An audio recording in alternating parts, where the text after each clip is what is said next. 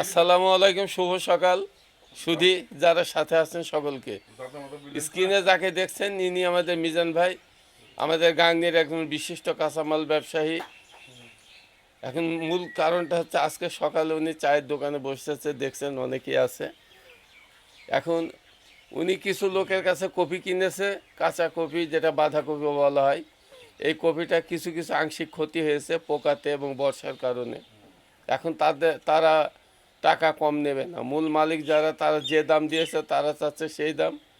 আর ইনি যতদূর চেষ্টা করে পারে 10-20 হাজার টাকা কম দেওয়ার চেষ্টা। তারা নেবে না, এই খাতিরে একজন বলছে একটু হাত মাত ধরি দেখো যদি হয়তো হয়। তো উনি বলছে না, এক চান্সে হাত ধরবো না, একবারই পা ধরবো, যাতে আর ধরার জায়গা না থাকে।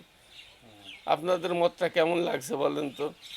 ওনার যুক্তিটাকে আমি কিন্তু স্বাগত জানাই যে একেবারে লাস্ট চিকিৎসা, হয় বাঁচুক না হয় মরুক, আগে হাত ধরাচ্ছে, একবারই পাও ধরবো। ধন্যবাদ সবাইকে।